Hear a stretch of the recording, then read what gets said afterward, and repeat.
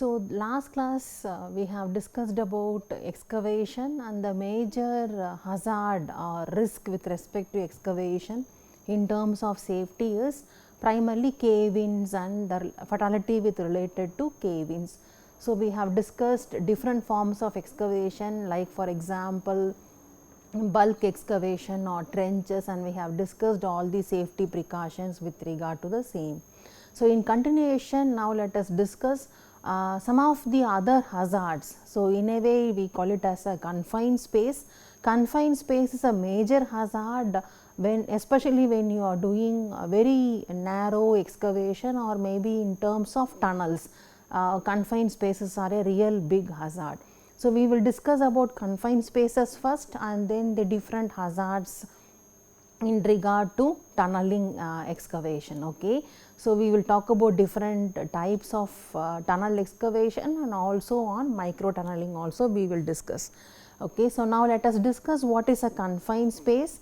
OSHA defines confined space as a very enclosed space which is partially closed or completely enclosed space which is not intended primarily as a place of work. Okay. You cannot work there for 8 hours per day or something like that. So, some of the characteristic features of a confined space, it is large enough for entry or exit, maybe for 1 or 2 workers, and it is not designed for continuous worker occupancy, which is what I said. So, you cannot stay there for beyond certain duration unless there is a demand on doing it. Examples for confined space: manhole, boreholes, silos, then reactors, pits and trenches, sewers or drains, and chambers and ducting. So, if a worker has, now how do you say a worker has entered a confined space? If a worker has either put his head or maybe the lower part of the body is inside the space, or maybe his upper portion or a full body is inside the space, then he is considered that he has entered the confined space. So, then he has to follow all the safety protocols with regard to the confined space. So, now is it possible to really list out all the confined spaces?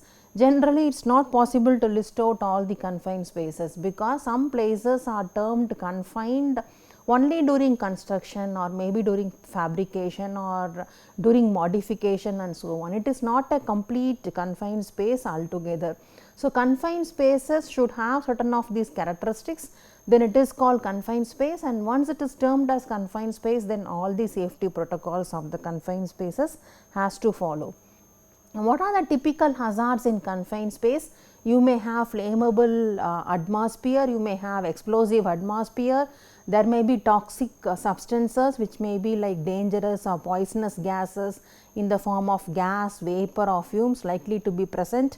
You may have oxygen deficiency or you may have oxygen excess also. Maybe if you have chosen a wrong breathing apparatus, that can also be a real serious hazard. And then when you talk about gases, different gases can be at different levels. Okay. So, suppose if I have a confined space, this may be the confined space, you may have larger density gases in the bottom, then this, and then there may be 3 layers. Okay. So, based on the depth, you may have to differentiate the layers of the confined space and do the gas detectors for testing the levels of gases at all these 3 layers. Then only you can really detect the presence of the particular gas which is inside the confined space. And the workers should be taking a portable gas detector also. Suppose if the gas levels are changing periodically, they are advised to take portable gas detectors while they are working inside the confined space. Other hazards in confined spaces are engulfment, excess of heat, lack of natural light, no ventilation, restricted entry and exit. So, suppose if there is an emergency, they may not find a place to quickly come out of the hazard. So, that is also a real big danger in terms of a confined space. Never go into a confined space alone. So, confined spaces will have so many risks. Okay. Now, first thing that we should always, we are always talking about is PPE, and I have been telling PPE can minimize many of the severe hazards. So, what are the required PPE in terms of confined spaces? As usual, you may have to have the required PPE, the minimal PPE which are required, and especially for confined spaces there are some additional PPEs recommended. For example, respirators. Okay, respirators are generally in two forms when you talk about confined spaces. One is supplied air respirators and the other one is air purifying respirators. When your oxygen level is deficient, then you may have to carry oxygen along with your mask, so which comes something like this, and then you may have to enter a tunnel or a confined space. Sometimes the air may be toxic or it is not suitable for breathing, then you may have to carry an air purifying apparatus which need not come with the cylinder, it is only for purifying the air. So, the mask will actually purify the air which you are breathing in. Another thing is always recommended to have a full safety harness, and this safety harness along with the lifeline, so as shown in these two figures. So, this safety harness is having a full body safety harness along with the lifeline, so which is connected in a tripod format. Okay. So, this is a tripod format with which the worker has to enter, and there should be a standby worker on the outside who should be able to see any signal which is communicated by the worker inside the confined space to the person outside. Okay. And this person also should be capable of pulling out the worker in terms of in case of an emergency. Okay. So, now let us talk about before you enter confined spaces. First of all, you should know what are the hazards and how to manage all those hazards. Confined spaces are really a life threatening danger, and entry generally is only by permit. Okay. So, there are two types of confined space. One is called permit required confined spaces and the other one is a non-permit required confined spaces. Non-permit required confined spaces also require some restrictions, and not everybody is allowed to enter, but there need not be too much of there is no presence of too many dangerous issues inside. In a permit required confined spaces, there may be too many suspected to have too many hazard levels and risks, so for people to enter, and hence you will have restricted entry and access. You may not be allowed to stay for a longer time, or two or more workers may not be allowed to enter. So, these are some of the issues with regard to permit required entry spaces. And before you even go for a permit or a non-permit, better you should really see whether such an entry into confined spaces is really required or not. Okay. So, suppose if you can alter the work and do the same work outside the confined space, then you should go ahead in doing it rather than taking all the risks and entering a confined space to carry out a specific task. So, permit required confined spaces are the most hazardous and require any qualified person to complete a safety checklist. Simply call a permit before you enter in the space, and a trench more than 4 feet depth is generally termed as a permit required confined spaces, because it may contain harmful substances and gases. Entry permit requirement, what are the minimum things you need to have in the entry? Identification and location of the confined space. Sometimes you may have too many confined spaces, you have to have an identification and location, and outside the confined space this permit has to be stuck on the wall or near to the confined space, so that people who are close by should be aware that some people have already entered a confined space and they are actually working inside for this specific task and so on. So, purpose of entering the confined space, time at which the worker is supposed to enter, duration of his stay, what are the ventilation arrangements the worker has taken in, what are the lighting arrangements the worker has taken in, what is the air quality of the particular place. All these should be monitored first and it should be listed along with the entry permit. Only everything is done and proper values, then only the worker is allowed to enter the confined space. Safety inspections, gas test also has to be done, and this work permit along with the signature of the foreman, competent person, it actually is stuck on the wall, okay, near to the confined space. Confined spaces are dangerous places and never go without a permit. Most often it is better to not to enter a confined space without a proper work permit.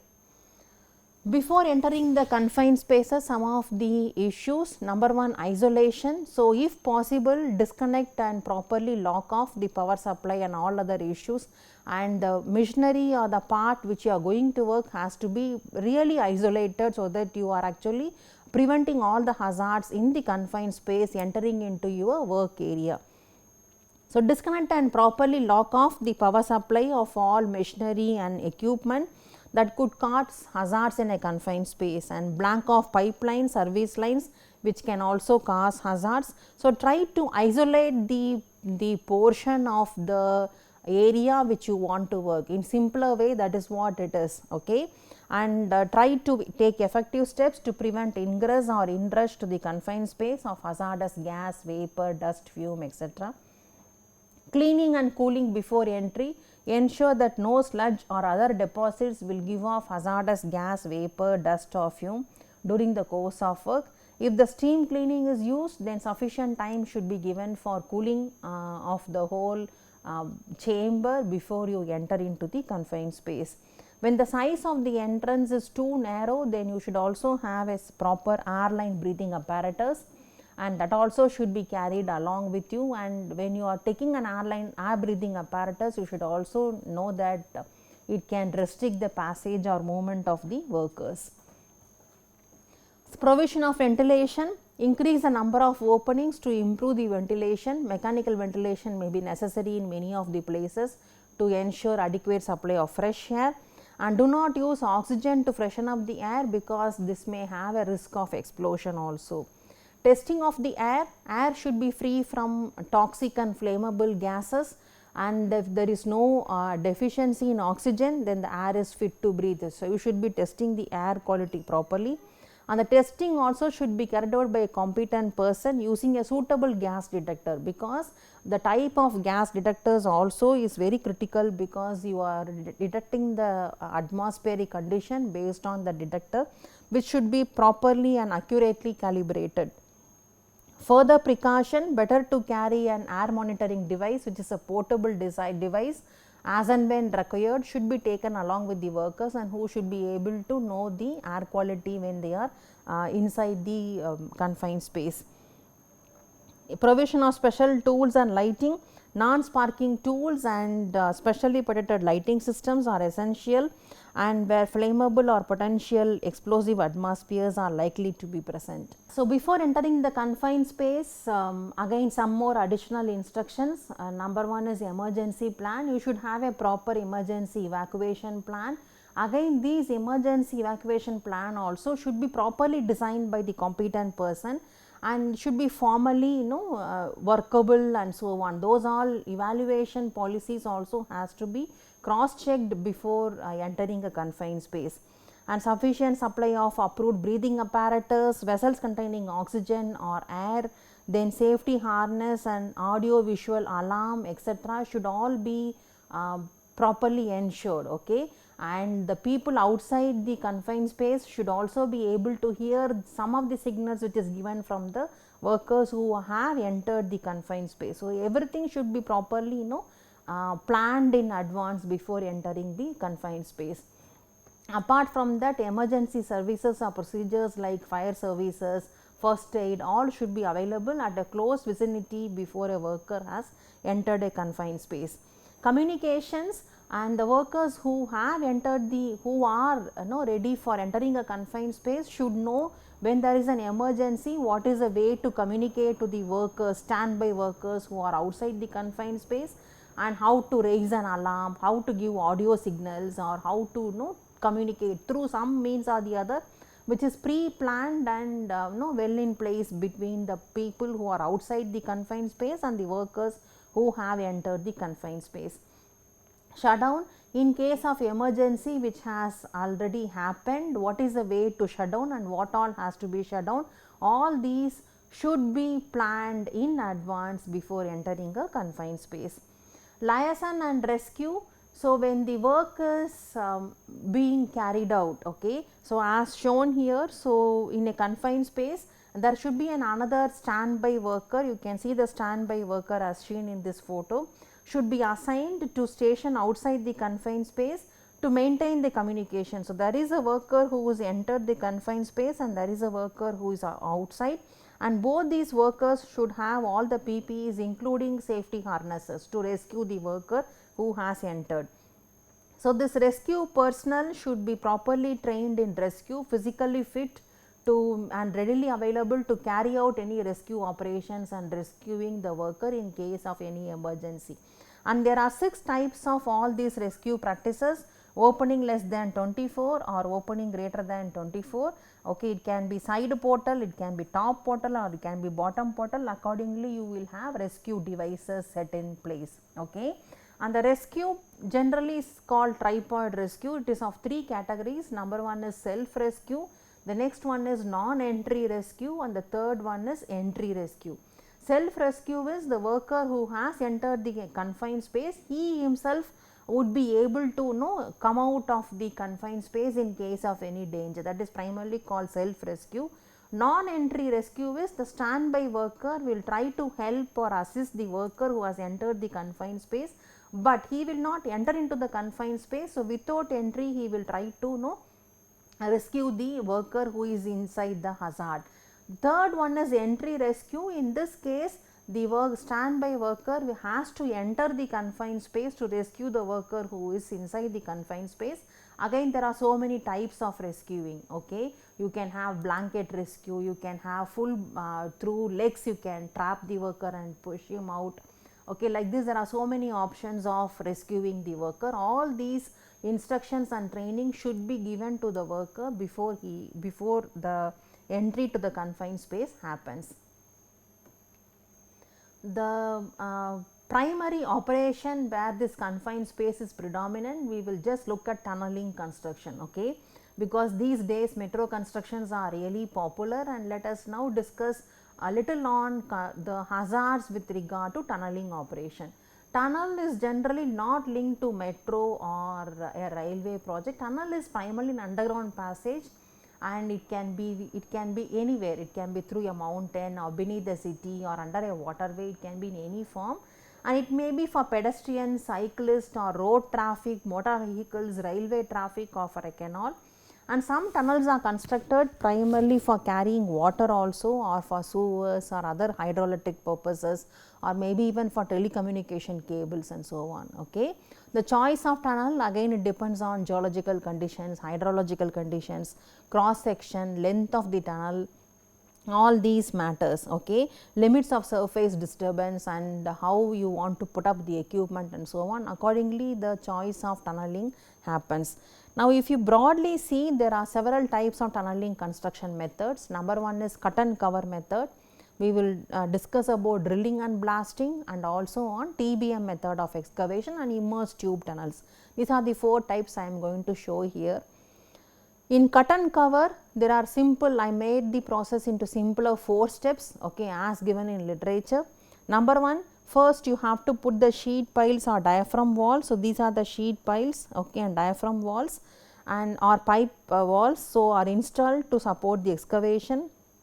Step number 2, when the excavation starts continuing here, okay, to the bottom of the tunnel, temporary road decks as seen here may be put up or placed on the existing road surface, and this road can be opened up for smooth vehicular or pedestrian flow. Okay. So, simultaneously what happened, construction of station concourse and platforms will start continuing underneath the temporary road decks, and in parallel you may also continue with other areas of excavation, and the process starts continuing.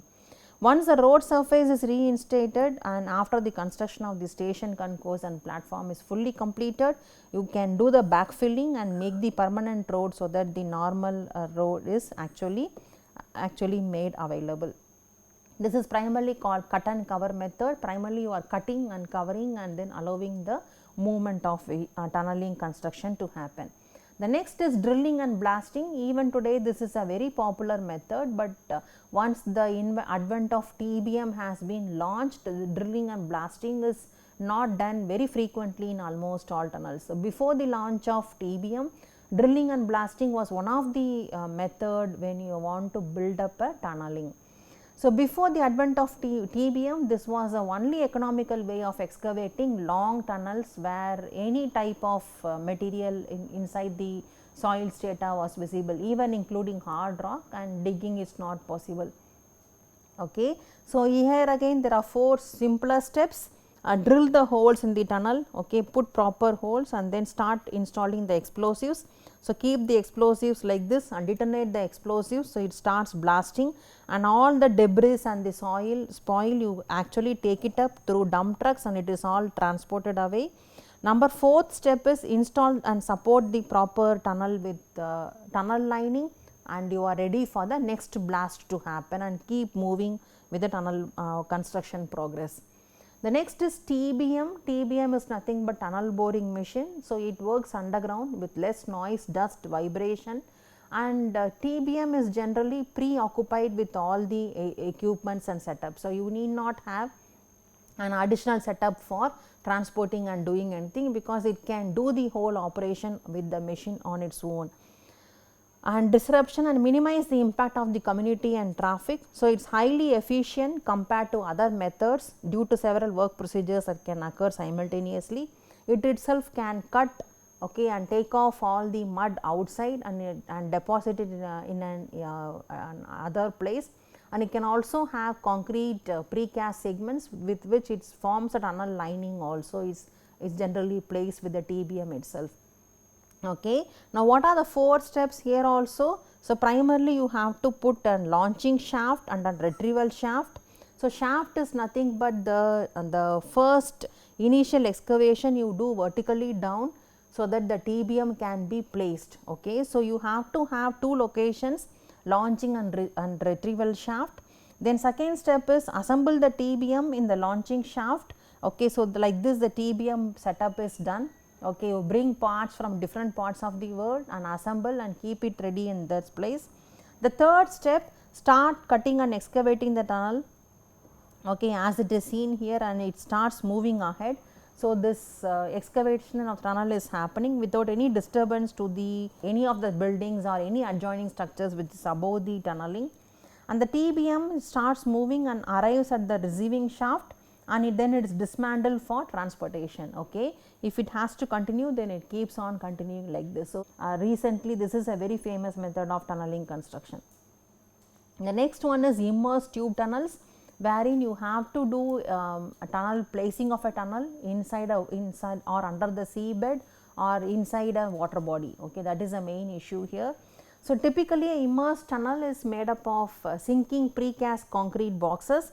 So, these are the precast concrete boxes. Okay. Generally you use lot of ships to guide the setup. Okay. You bring it to the place where it has to be dropped, and its own self height it just gets dropped down, and with the help of lining agents it just becomes watertight and seals off the water, so that there is no ingress of water inside. Okay.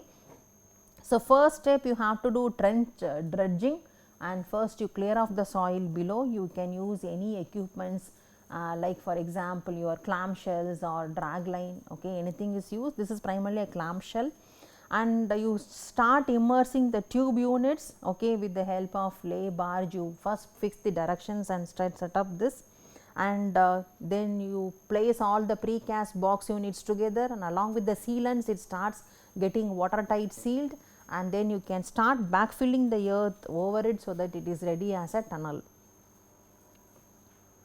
Now, safety precautions, especially in terms of tunneling. Now, let us talk about safety personnel.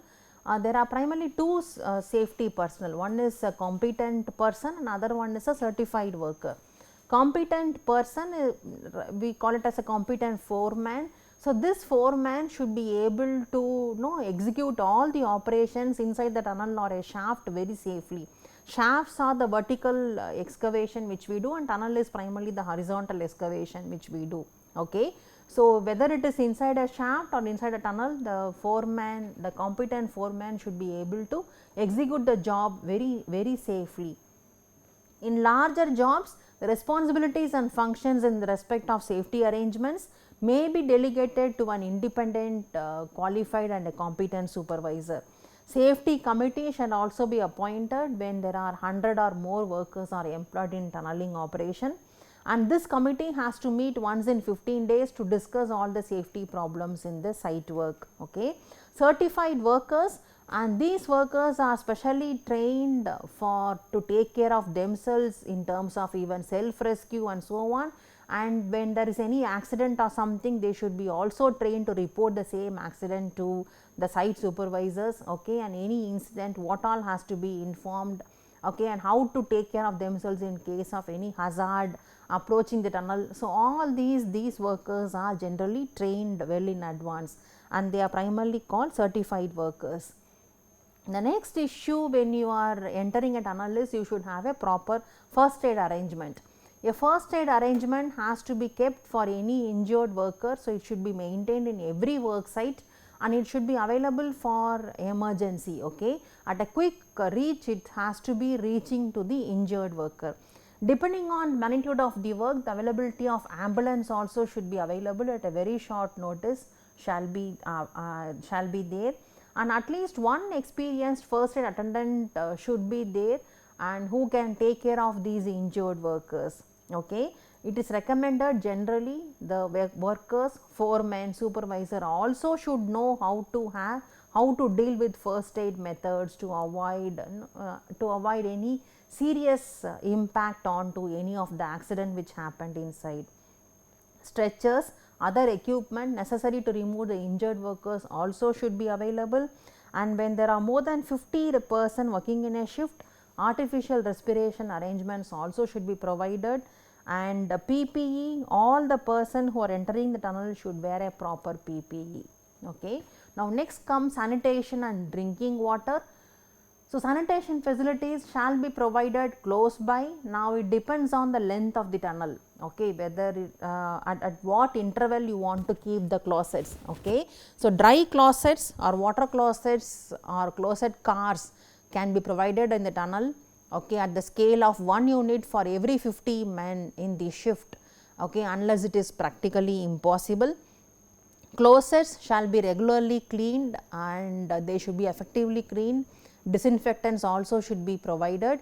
In any case, the entire tunnel should also be treated with disinfectants periodically to have any unhygienic situations removed. Okay.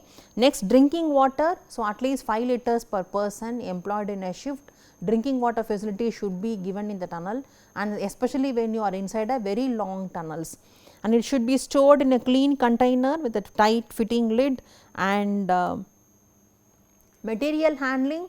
So, those material required for the work in progress alone should be kept inside the tunnel, and all other material shall be removed and kept outside.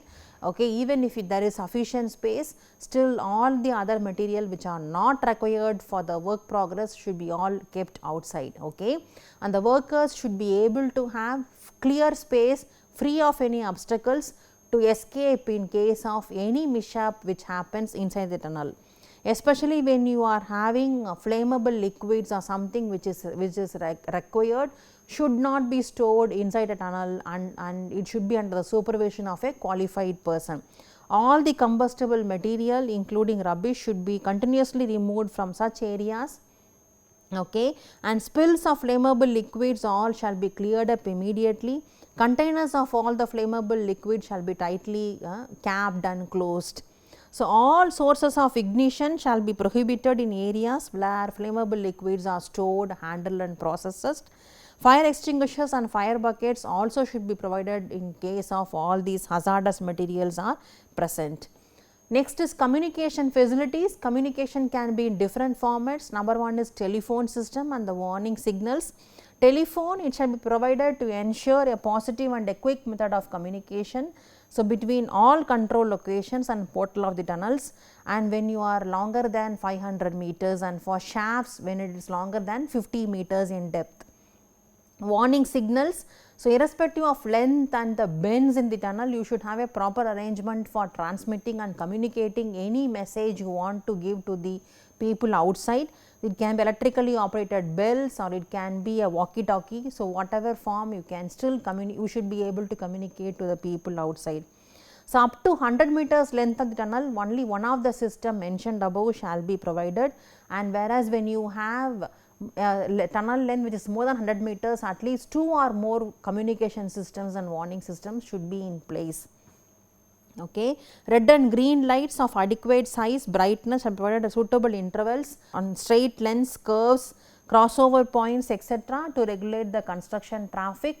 Red is primarily for stop and green is for slowing down. Okay. So, like this communication is primarily given to for all the locomotives and other traffic which comes inside the tunnel.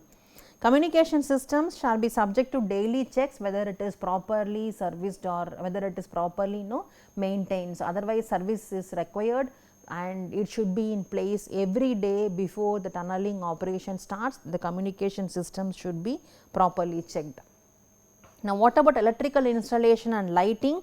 So, all parts of electrical installation shall be constructed, installed and maintained to prevent of any electric shock, fire hazard and so on, and it should also be having adequate strength, so that it is not getting damaged with the underground conditions and other issues like water, dust and thermal reaction or chemical action and so on, and wherever possible it should be properly insulated and shall have all live parts enclosed. So, primarily in terms of switchboards, there should be a passage of not less than 60 centimeters wide should be maintained in front of the switchboards, and rubber mats should be placed in front of the switchboards, and no person should be using the switchboard as like a clock room or change room or a locker room or a storage room, and that should be totally prohibited. And all electrical equipment shall bear the essential details of voltage, amperes and circuit diagrams and so on. As far as possible, the combustible material shall not be used in any room where there is electrical apparatus kept there. No flammable materials also shall be stored in rooms, recesses or compartments which contains electrical apparatus. So, try to segregate the hazards which are put together. Adequate fire extinguishing equipment suitable for using on all live parts should also be readily kept, and that should be tested at least once in a month. When fire breaks out, the supply of electricity should be cut off immediately, and the fire should be attacked as soon as possible and reported to the nearest available supervisor. All places where electrical apparatus is installed shall be adequately ventilated in order to ensure proper cooling of the apparatus and dilution of flammable gases are ensured. Minimum of 50 lux is maintained inside the tunnel and shaft headings, especially while drilling, mucking or other scaling operations. The lighting in general inside the tunnel or outside an approach road shall not be less than 10 lumens. This is how the lighting efficiency is calculated. Okay. Emergency lights shall be installed at the working phases and at intervals along the tunnel to help escape of workmen in case of accidents. All supervisors and gangmates shall be provided with cap lamps or a hand torch, and at least a crew of 50 or 10 people should be accommodated with a hand torch or a cap torch. Temporary lights, most tunnels are wet or damp and providing a so you should be provided with a proper grounding material to prevent short circuits.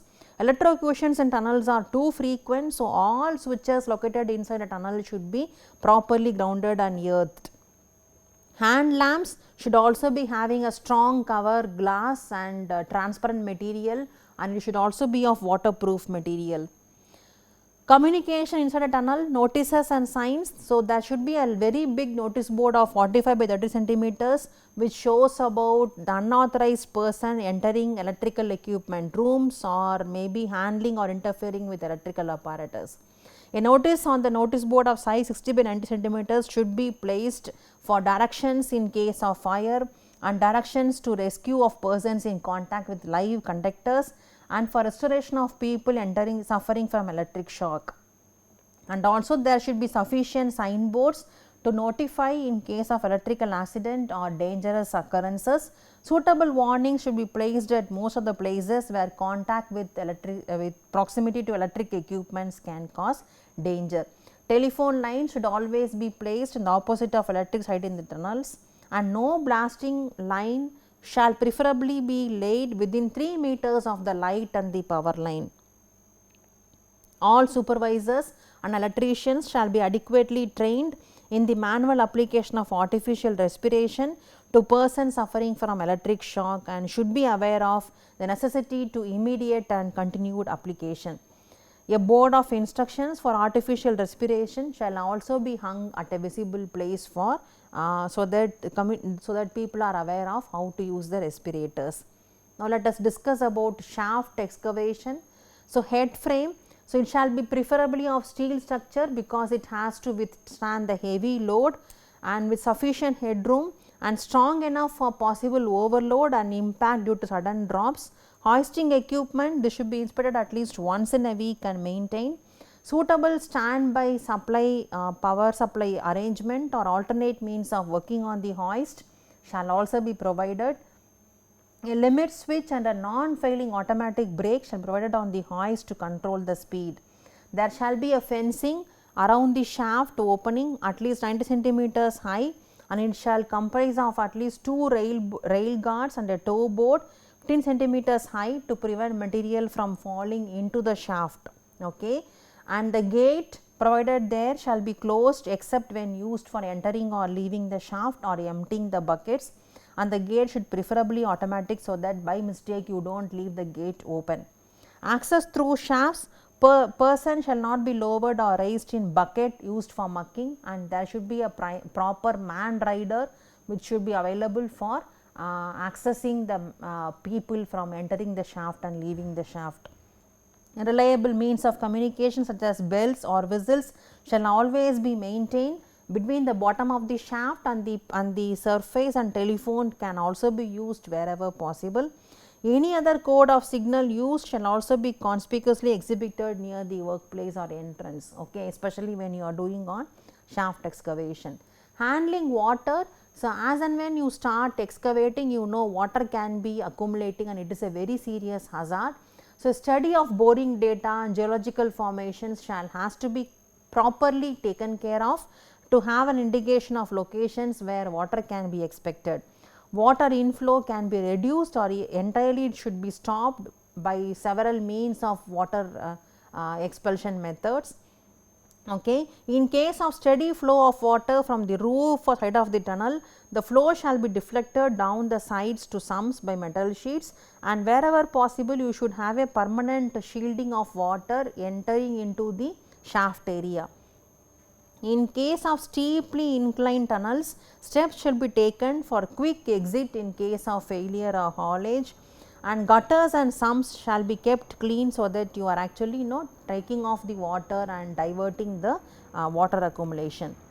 Ventilation in tunnels. Ventilation is required because it is totally a confined space to remove polluted air, flammable gases or toxic substances, even dust, okay, which is caused with the help of disintegration of rock or through drilling and other processes.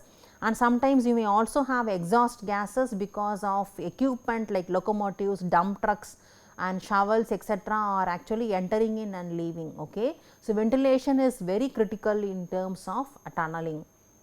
Mechanical ventilation shall also be adopted wherever necessary to force the air in or exhaust the air out from the working phase to the portals through a pipe. And ventilation and exhaust systems for tunnel and shaft excavation shall be of sufficient capacity to maintain adequate supply of uncontaminated pure air at all times in the tunnel or in the shaft. Dust control, again you have to periodically inspect the quality of air inside the tunnel, and most wherever applicable try to go for wet drilling methods because dust will not be too much in a wet drilling method. Periodical medical checkup of the workers are also to be ensured so that they are actually safe with all the pollution caused because of the dust, and these checkups should be done at least once in 3 months. The concentration of various gases as given by the IS code and other SOPs: oxygen not less than 19.5%, carbon monoxide not more than 0.005%, carbon dioxide not more than 0.5%, nitrogen fumes not more than 0.0005%, methane not more than 0.5% at any place inside the tunnel, and hydrogen sulfide not more than 0.001%. So, this levels has to be maintained, and testing should be carried out after 24 hours or at least after every blast or a major rock fall or any hazard has happened inside the tunnel. Now, there are certain entrance requirements which are required for people entering a tunnel. For example, without a proper PPE, the workers are not allowed to enter inside a tunnel. Okay. For example, like helmet, safety shoes, high visibility vest, okay, and other hearing protection and all, they are not allowed to enter inside a tunnel, although there is a proper work permit. Single person are not allowed to work inside a confined space. Visitors are allowed only with permission along with the guides, and after attending safety induction course, then only they are allowed. Even then, maximum of 5 visitors at one time into the TBM only are allowed. Okay. And also there is a tally board which shows how many people have entered the tunnel and what is the count of number of workers inside the tunnel. Okay. So, these tally boards will have an out column and an in column and lot of tokens. So, you pick up 2 tokens against your name and put it as out or in as per whether you are entering or leaving the tunnel. And as soon as you enter the tunnel, you can leave the token in some place on the notice board, and again you can use it for putting the tally marks. Okay. This is like compulsory when you are entering into a tunneling space. The next one is entry is generally with the help of passenger hoist. Okay. So, this passenger hoist capacity is maximum of 12 persons as seen here, and the safe load is cantilever platform is generally 6 person. So, when you are riding in the hoist, stay and keep clear from moving parts and so on. Okay. And not smoking is compulsory inside a tunneling space. Shaft safety bottom, do not stand under the loads being lifted or lowered. When you hear or see any warning signs, there are a lot of communication signals like this inside a shaft. Okay. You have to follow all the signals at all times, and be aware of sensitive to any locomotive movement also when you are inside the tunnel. Warning light for lifting. So, you can see here these are the warning lights which are kept when the lifting operation is carried away. This is primarily a shaft opening. Okay. So, red light will turn on automatically when the crane is on top for any lifting operations, and ensure no lifting when you cross the shaft. Okay. Or otherwise you should wait till the lifting operation is completed. The access and egress in the tunnel, use proper walkway as provided. You can see here it is all brightly colored so that it is visible. Do not walk on the train track and only ride in the man rider. Capacity is 22 persons at any point of time. Tunnels are always wet and slippery. Okay. Always stay in designated areas and not venturing out into the tunneling spaces.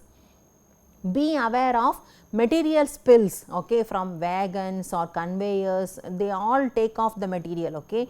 Conveyors generally used to collect the mud and other spoils from the after the TBM machine has cut. So, these are generally carried by conveyors, and wagons also help it for traveling, for taking these spoils outside the tunnel. Okay. So, you should be very careful with the spillage so that you are not slipping and falling into the tunnel. And on every time you should be very alert on the tunnel haulage equipment which comes in along the tracks. Hauling equipment always has a right of way. So, you should always strictly follow the procedures and maintain the right of way distance. Warning signs, obey all warning signs posted in the various locations inside the tunneling spaces. There will be visible and audible warning signs also when hazardous operations are carried out. General tunnel safety rules, operate equipment or plant if you are authorized, otherwise you should not be trying out operating any equipment. Do not tamper with the equipment and mess up with the functioning of the same equipment. Do not walk in tunnel invert, always use walkways or a man rider. Do not throw any material from heights. Keep clear of welders working area. Do not look directly at the arc during welding operations, and report all accidents or incidents to safety department. So, these are general instructions. Now, safety into the tunnels, location of emergency telephone. So, primarily the fire alarm box or intercom telephones, you should know the locations and places. Location of fire extinguishers and fire hose reels. So, fire extinguishers generally of the ABC type is generally available at the TBM, locomotives, man riders, shaft bottom and hoist and transformers. A standard hose reel of 30 meters is available and fixed at every 50 meters. And location of self rescuers, 25 number of self rescuers are provided in the TBM. Okay. And these notices regarding the proper use of self rescuers are posted near the storage area, so that when there is any emergency, the workers will know how to use the self rescue equipment and come out of the hazard. Location of first aid boxes, and all the first aiders list are also available in the notice boards. What are the tools inside the first aid box are also listed outside the first aid box. The locomotive and train traffic, only trained and authorized people are supposed to operate the locomotives. This is what we have seen earlier, and obey all the instructions from the locomotive drivers. Do not sit on locomotives or rolling stocks which are not designed for man riding, but only for material transportation. Do not use it, and do not stand behind a reversing a wagon or a locomotives. Okay. And the train speed, a empty train going into a TBM 15 kilometers per hour, full train coming from the TBM 10 kilometers per hour, full train approaching within 100 meters of shaft bottom or TBM 5 kilometers per hour, and when a machine is entering a TBM, it should be coming in a dead slow speed, and when it is moving through a track switch, it should again be a dead slow. Again there are lot of warning signals, 1 horn blast for locomotive stopping, 2 horn blasts for moving in, 3 horn blasts for moving out, and so on. Okay. And also there are lot of visual signals also available. Okay. Rules and regulations for man riders, maximum of 22 persons are allowed to travel during normal operation. All doors should be closed before the loco movement. Do not place hand or head outside the man rider, and board or alight only when the locomotive has stopped. Okay. Then railway tracks, again no track works are permitted when the crew is in operation, and also red signal for stop and green signal for slow speed, and there should be a lookout person also who has a proper lamp or torch to give proper signals to the locomotive driver, and who should be positioned at 50 meters on either side. Okay. So, there will be lot of lookout persons. Safety in the TBM, conveyor hazards, maintenance and repair work should be done, because conveyors are generally carrying out the material and also the precast panels. Okay. So, should be very careful with the conveyor hazards, and it should be properly maintained so that it is transporting. There should be proper emergency stop ropes also provided in case of emergency to stop the conveyor belt. Restarting of belt should be from the TBM operator cabin only, and be aware of mud spillage, and keep hands and body clear of conveyors. Wear protective gear whenever advised, and operators are advised to wear snug fitting clothing so that the clothing is not getting caught into the conveyor belts. Safety in TBM, you will primarily have segment handling, segment erection, and thrust or jacking rams. Segment handling, only authorized people are allowed to handle the segments, and persons must stay out of the areas beneath the hanging or supported loads. Segment erection, crossing of safety barriers are not allowed, and be aware of crushing, pinching or impacting processes which happens there. And during ring construction, the zone around the erector must be visible to the erector. Okay. So, primarily this is how the tunneling happens. Okay. And if you want to show the cross section, this is how the TBM looks like. Okay. And these are the blades, different sort of the blades which starts cutting out the earth, okay, which is in front. And there are 2 conveyors here, one for taking out the debris or the soil, and the other one is for transporting all your precast panels. Okay. Once the soil is cleared or excavated, these panels are placed all along the tunnel so that lining is maintained. Okay. So, this is primarily called segment, okay, and this is the erection of the segments. So, crossing of safety and here, so during the ring construction, so this is the ring construction, the zone around the erector must be visible to the erector, so that he is properly placing all the lining parts, and do not stay in the zone when the concrete lining is happening, when the tunnel lining is happening. Safety in TBM, operation of grout pumps, only authorized person are allowed to enter or operate grout pumps, never reach into moving parts when the motor is running, this is primarily called a grout pump. An operator must inform unnecessary people to keep out of the danger zone, okay, never try to open while the grout is under pressure. Hoist and lifting gears in TBM, the hoist must only be used for transport of material, do not lift people with the help of a hoist, okay, and do not stand the suspended loads, and only authorized people are allowed to operate and maintain the lifting hoist and lifting gears. Okay. Electrical parts, again all electrical safety precautions should be maintained in a TBM.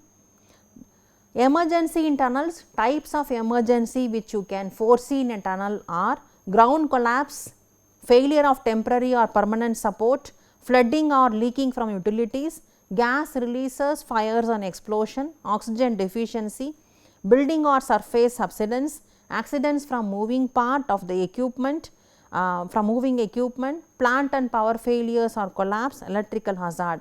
In case of emergency, evacuation is necessary. Procedures should be well established before you enter the confined space. Trained rescue personnel also you should be available for rescuing all the workers, and look for all the symbols and all the warnings when you are inside the tunneling space. Evacuation procedures may be by man cage and emergency access ladders. Okay, the evacuation procedure is generally by the supervisor or the foreman who knows the procedure of evacuating the people, and he should have a formal plan well in advance as to how the evacuation has to happen. Now, let us move on to trenchless construction methods. So, every time there is no need to dig a trench, okay, maybe for pipe laying or something else. Okay.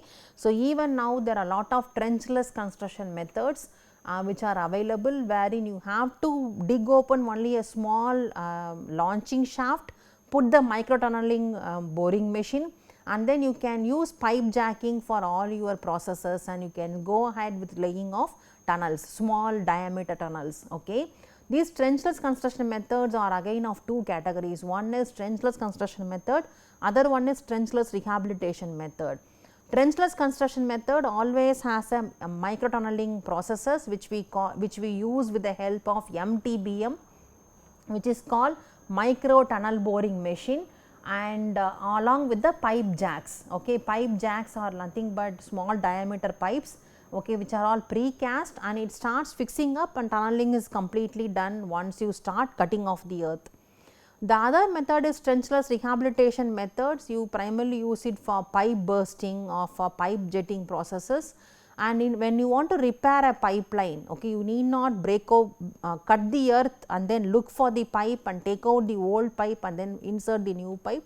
You can actually force the new pipe along the same line where the old pipe is there, and with the help of the bursting process, that is why it is called pipe bursting, the new pipe gets aligned in the same place as the old pipe, and the old pipe gets broken in its own place. Okay.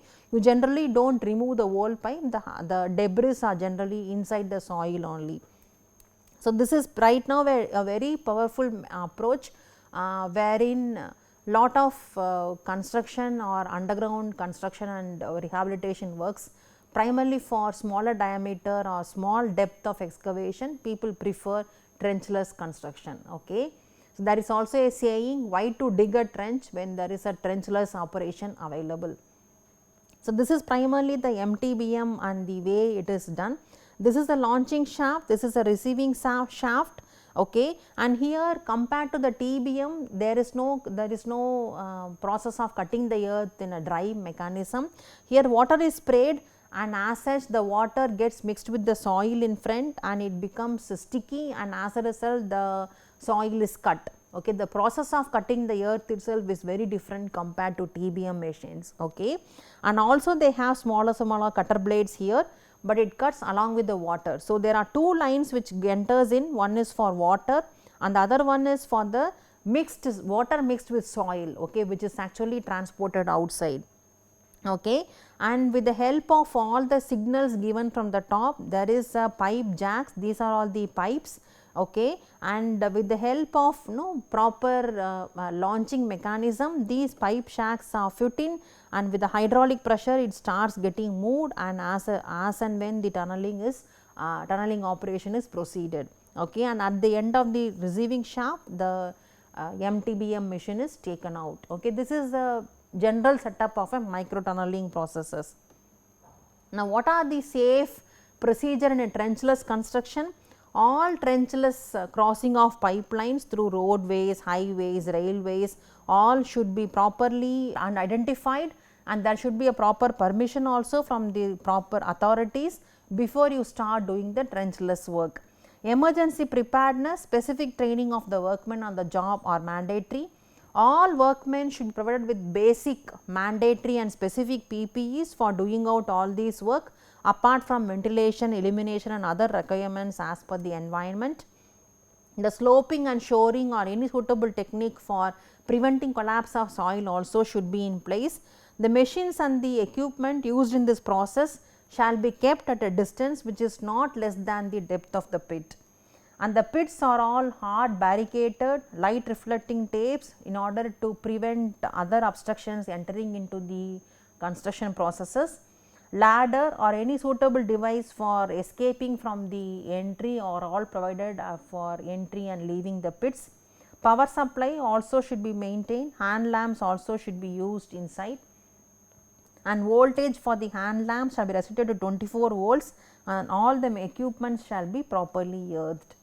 SOP for the shaft construction: before construction you have to note down the underground utilities and within the range of excavation, and the work must be commenced with proper work permit, and all clearances are required from the local authorities. The traffic management procedures all should be adopted to suit the requirements particular to the site. Again, workmen should have proper PPE, proper ventilation even for the shaft construction. Okay, and most of the others are looking like same, and the proper access and egress arrangements are all provided with the ladders, and ensure LOTO is there. LOTO is lockout and tag out procedures, we will discuss along with electrical hazards. Ensure weekly inspection of shaft covers against displacement, disorder, deformation or other defects. Jacking installation: jacking equipment and other machinery can be installed by using cranes, and the crane shall be operated from at least a depth of 6 meters away from the shaft depth, or at least a distance of at least 6 meters away if the depth is greater than 6 meters. Trained person has to be deployed for signaling the crane operator. Ensure there is no movement of workmen within the swing area of the crane. Rotating parts of the crane are all shielded. The crane is equipped with the back horn, de-energized power source while working under live cable. Noise protection equipment are provided to the workmen based on the noise levels during the jacking operation. Air quality has to be checked, okay, and other proper precautions on vibration, heat effects all should be there. Better to have the workers done in shifts, so that this will be a better solution for all these hazards.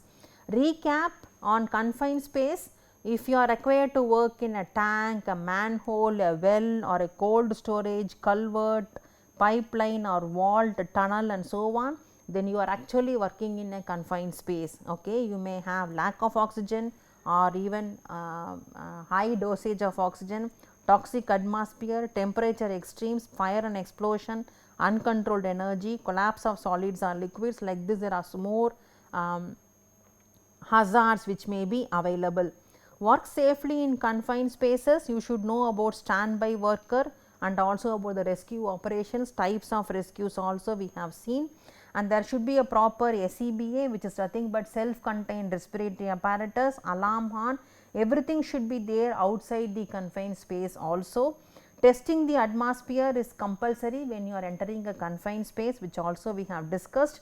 Isolation, try to isolate the portion which you wanted to work. Fire and explosion prevention should be maintained, and fire alarms, fire explosive devices all should be in place, including first aid services and so on. Ventilation is compulsory, especially when you are working in a confined space. Okay. So, confined space, entry by permit, identify hazards of the permit spaces, de-energize and lock out all energy sources, drain, clean and ventilate the confined space, isolate the confined space. Oxygen level should be between 19.5 to 23%, flammable gases less than 10%, all substances below established permissible exposure limit. Okay. Prepare personal protection devices as respirator, protective clothing, lifeline, safety harness. Attendant and rescue equipment should be placed outside the confined spaces.